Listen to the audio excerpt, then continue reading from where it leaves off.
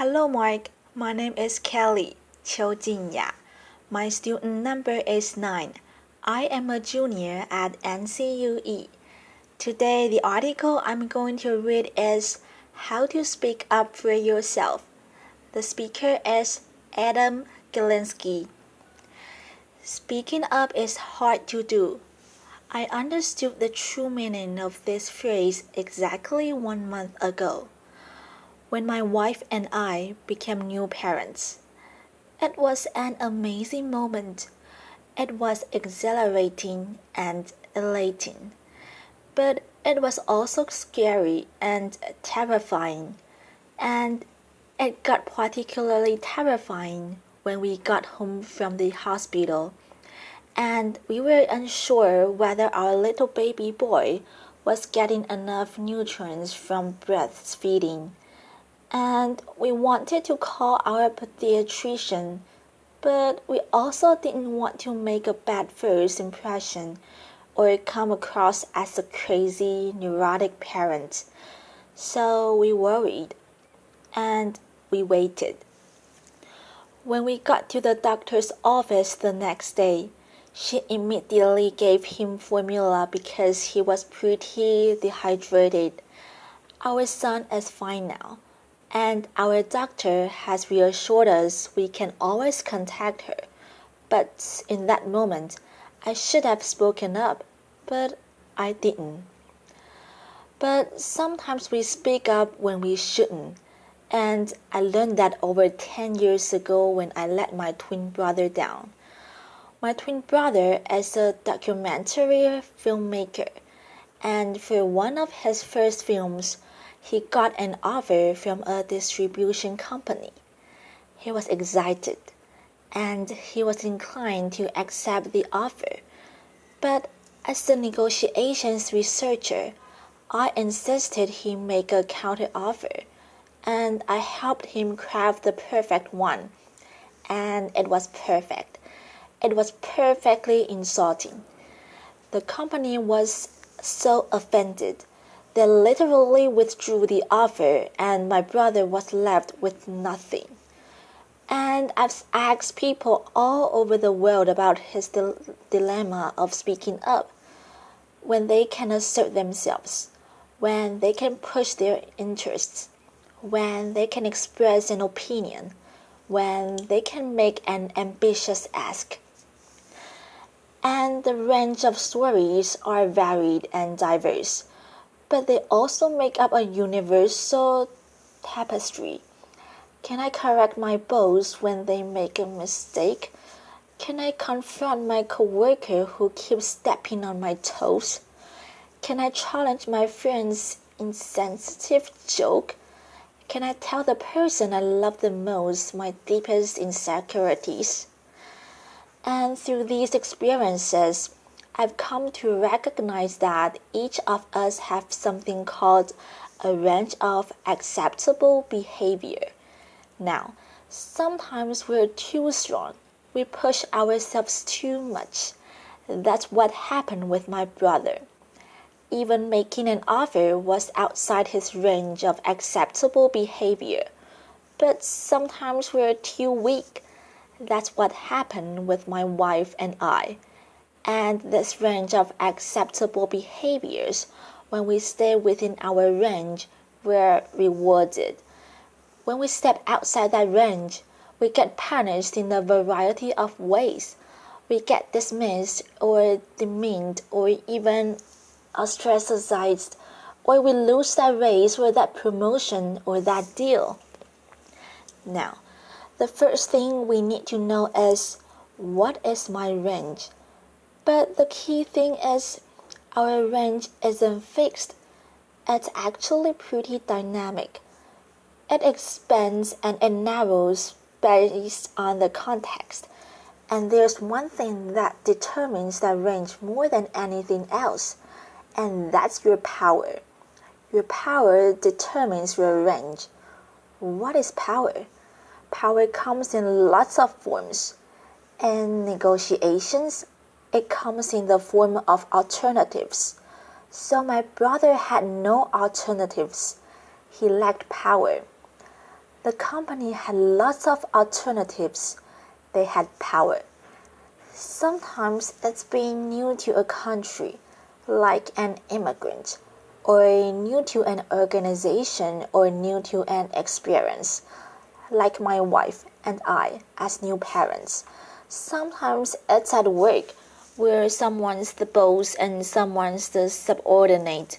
Sometimes it's in relationships, where one person's more invested than the other person. And the key thing is that when we have lots of power, our range is very wide. We have a lot of leeway in how to behave. But when we lack power, our range narrows. We have very little leeway. The problem is that when our range narrows, that produces something called the low power double bind.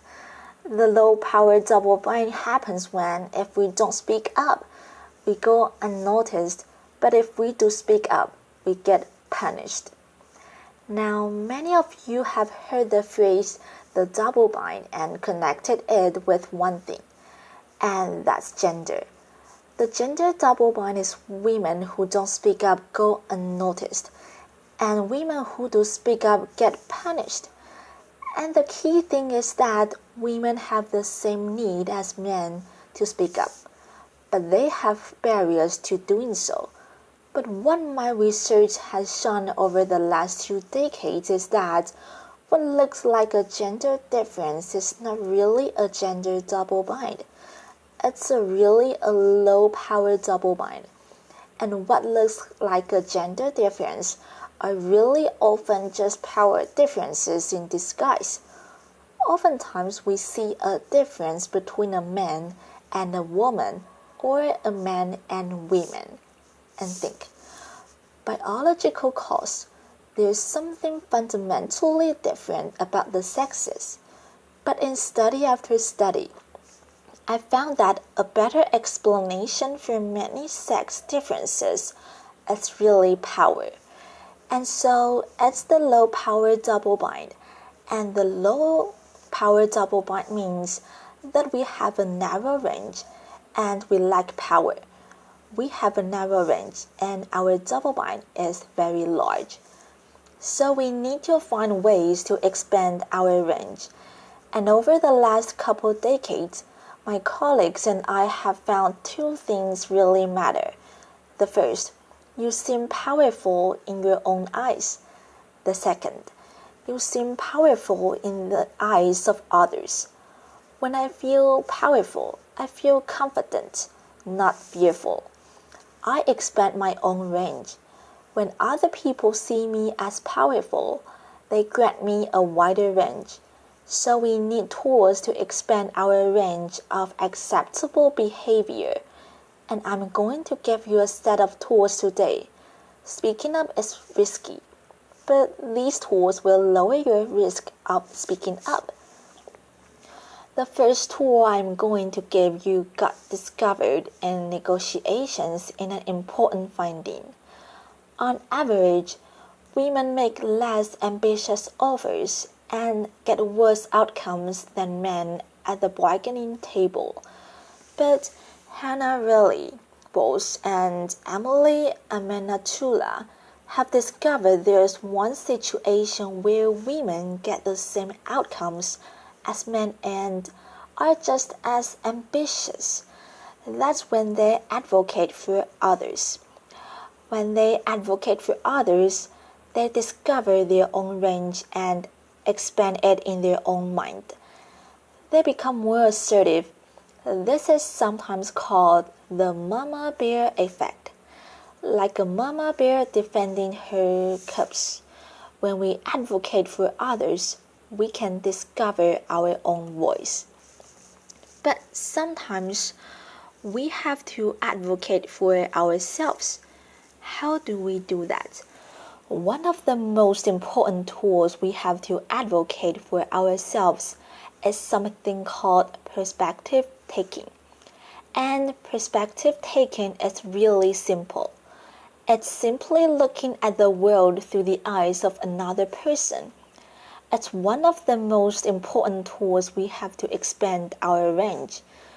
When I take your perspective and I think about what you really want, you're more likely to give me what I really want. But here's the problem. Perspective taking is hard to do. So let's do a little experiment. I want you all to hold your hand just like this. Your finger, put it up. And I want you to draw a capital letter E on your forehead as quickly as possible. Okay. It turns out that we can draw this E in one of two ways. And this way was originally designed as a test of perspective taking. I'm going to show you two pictures of someone with an E on their forehead. My former student, Erica Hall. And you can see over here, that's the correct E. I drew the E so it looks like an E to another person. That's the perspective taking E because it looks like an E from someone else's vantage point.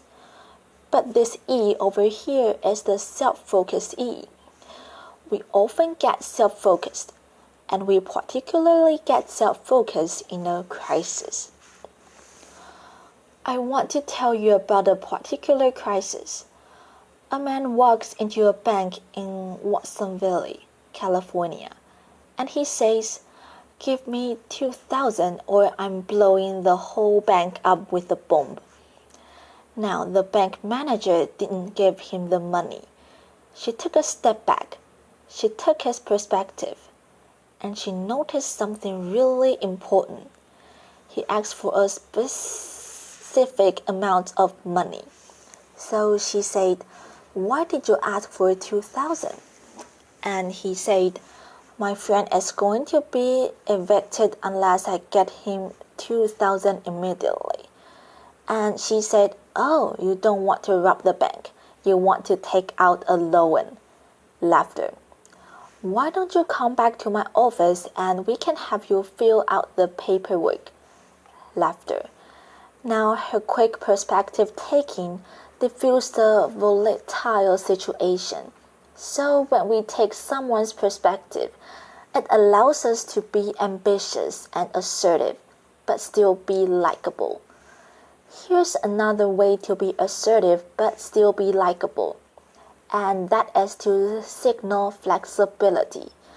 Now imagine you're a car salesperson and you want to sell someone a car.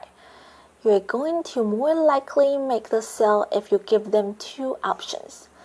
Let's say option A, $24,000 for this car and a 5-year warranty.